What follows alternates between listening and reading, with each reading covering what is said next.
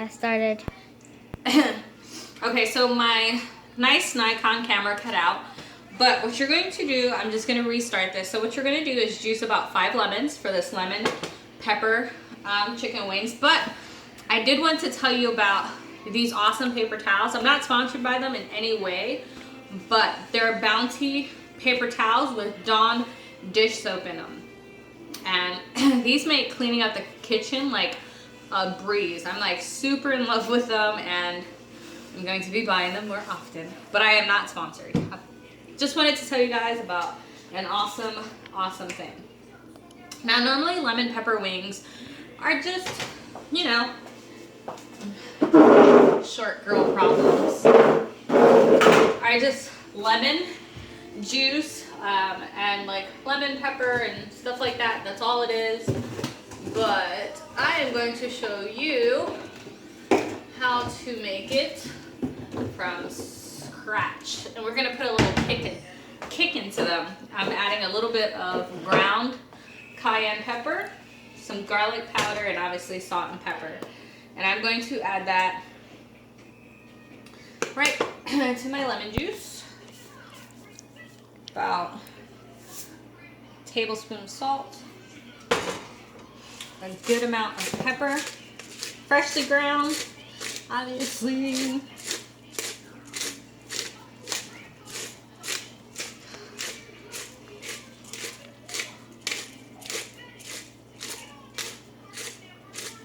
I mean, they're lemon pepper wings, so you want them to taste peppery. All right. And then you're gonna add a little bit of garlic because you want your wings to be flavorful. It's probably like 2 tablespoons of garlic. And then last but not least, I always add an herb. And I'm adding probably like 1/4 teaspoon of parsley. Then you're just going to mix that little mixture so everything gets incorporated. Oh, I just saw a seed. Where's that culprit at? One got loose. All right. If you can't handle the tartness, then come on, seed. Then I wouldn't recommend you tasting it. But I always like to taste as I go. There's not enough kick to it. So I'm gonna add a little bit more of that. That seed is like tormenting me. There it is. Ah. Why torment me, seed? There you are. All right, I'm not gonna get it until I pour it on the wings. Okay, so after that is done and you've tasted it and you think it's like a good amount, your finger. If you think it's like the flavor profiles to your liking, then you're just gonna set your oven at in between, like about 365, you're gonna set your oven. And then you're going to pour all this goodness, my wings are still frozen, but you're gonna pour all this goodness all over your chicken, like so. And you're just going to give it. Now this is for people who are like in a rush, but you still want to cook a good meal. Now as you're cooking this, you're obviously going to want to mix the wings up so that way all the flavor is incorporated in all the wings. But the fact that it's just sitting in the juices is going to make it's going to like really bring out the flavor profile. Another thing you can do is cover it with aluminum foil and it'll like steam the flavor into it. But I'm not going to do that because I like my wings a little bit crunchy, and if I put aluminum foil on it, it's going to be soggy, and I don't really like soggy like buffalo style wings. So I'm going to throw this in the oven for about 40 to 45 minutes. But in that time frame, I will be mixing up my wings.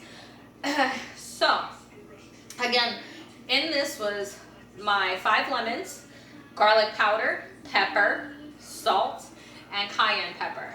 And that is a really quick way to make a meal on the fly.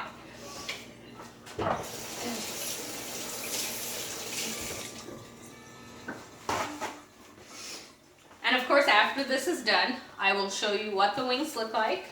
I did buffalo wings like this a few nights ago for me, my husband, and my daughter, and I just served it with fries. But I think since we had it with fries last time, I'll probably do mashed potatoes this time. Just stick it in your oven and you are good to go. Now, with your side dishes, you can choose a different variety of side dishes. You can serve it with rice pilaf.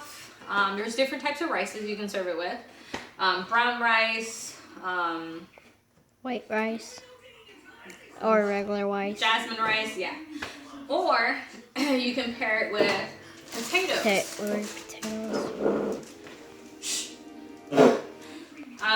When you pair it with potatoes, there's tons and tons of different ways you can pair it with potatoes.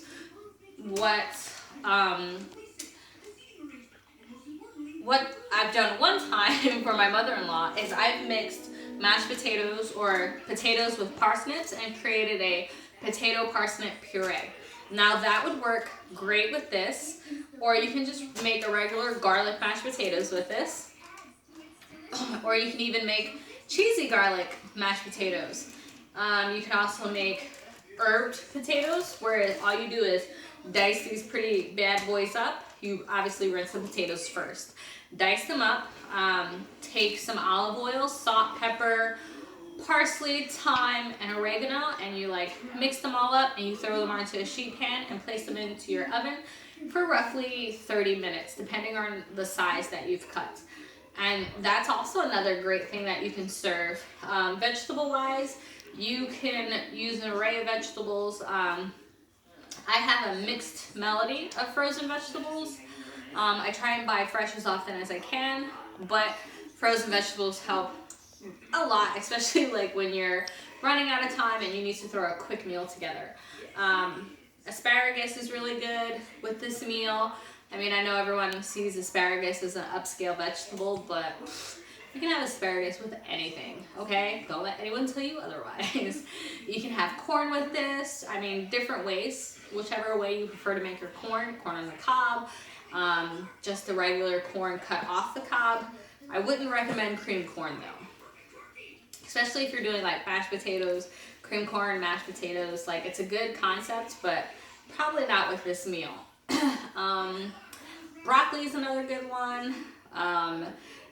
Another really awesome vegetable side dish. I know a lot of people are into like the whole kale kick, but another good one is kale sauteed in salt, pepper, and fresh garlic, not garlic powder. Garlic powder will not yield you the same flavor profile as fresh garlic. So that's another thing you can do if you want to be a little bit healthier. So stay tuned to the end of the video, or to the next portion of this video, where I will show you what our results look like. Love you guys.